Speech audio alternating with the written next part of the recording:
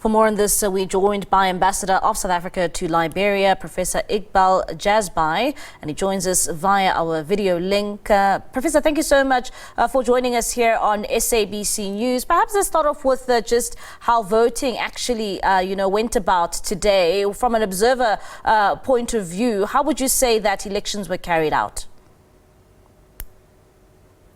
Well, from our observation on the ground and visiting the polling stations from 6 o'clock this morning, when polling stations by and large started on time at 8 o'clock, it was a peaceful day, and in fact one would say in some ways a celebratory day against the backdrop of Liberia's ghastly civil war history, and also against the backdrop of the grim news coming out of the Middle East.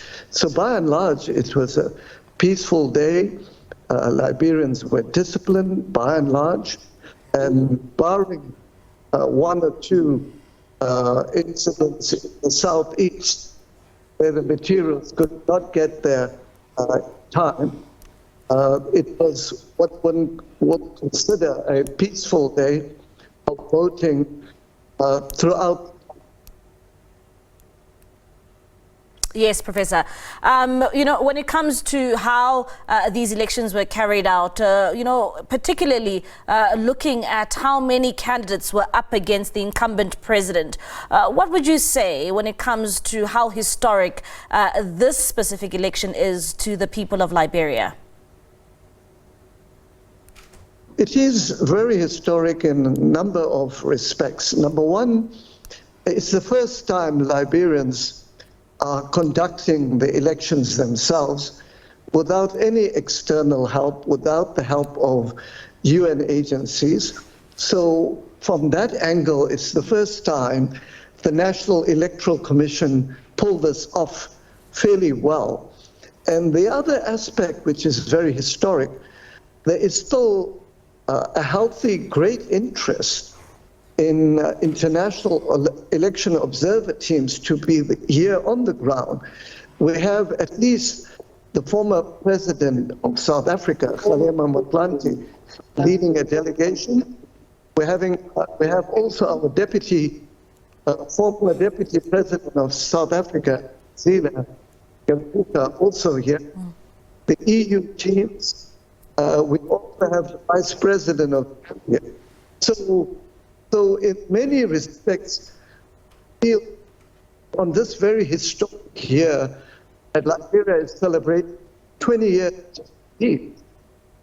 to manage to pull fairly and that people are able to vote in a very peaceful way without any major incident from 8 on up to 6 when the polls had closed. And Professor, I'm just going to ask you just to speak a bit more closer to your mic. We seem to be finding quite difficulty there when it comes to hearing you quite clearly. At the same time, you've characterized these elections as mainly very peaceful elections, and the voting stations opened on time. But we also know that with elections there are some sort of challenges that may come across. What would you say have been the key pre-election challenges we saw in Liberia?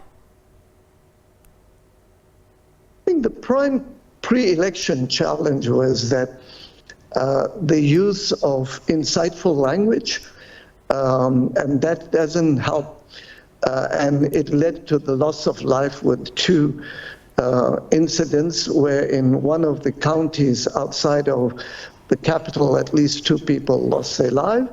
And then in the closure to the campaign period, just 2 days ago, another 3 people lost their life because of this type of very competitive, insightful use of language. But the major challenge is that Liberian infrastructure is not very good in the rural areas.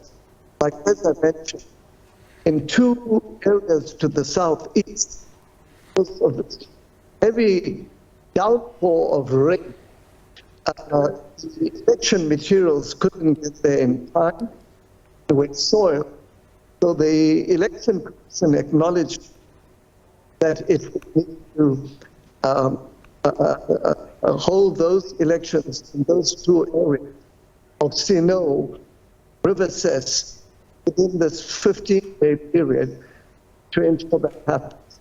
But barring that, the election commission managed to win the trust of political parties, which was not very good in a few months. And it has also managed identifying the materials to all, barring just mentions of the flooding, the overflooding, right? Because this is rainy season at the moment. So those were the prime challenges the National Electoral Commission, All right.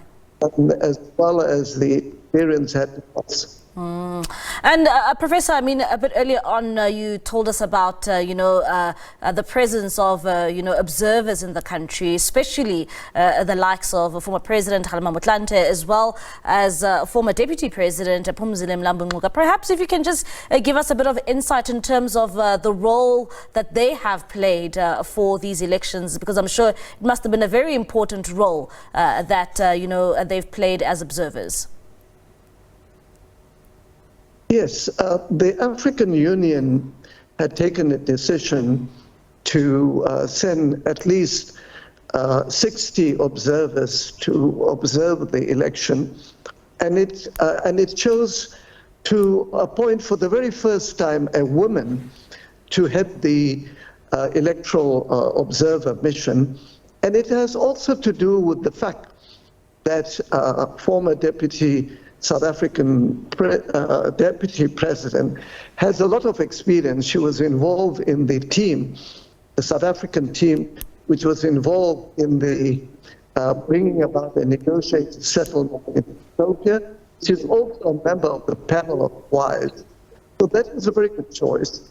The other good choice was former President Kgalema Motlanthe, and he's heading the Redhurst Anglo-American Oppenheimer think tank foundation.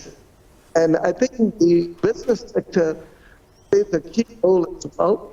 And given the fact that one of Liberia's main sources of income is mining, given his mining background, I believe also his political experiences as chair of the ANC's electoral committee as well, he can bring all those skills to bear on any post-election, pre-election engagement with the key parties,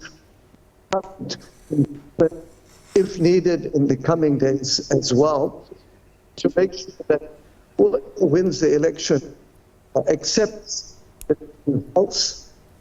The losers also gratefully accept the result. So you need that skill set of key South African political peoples, all right. Range of experiences and. All right then, Professor, thank you so much for your time.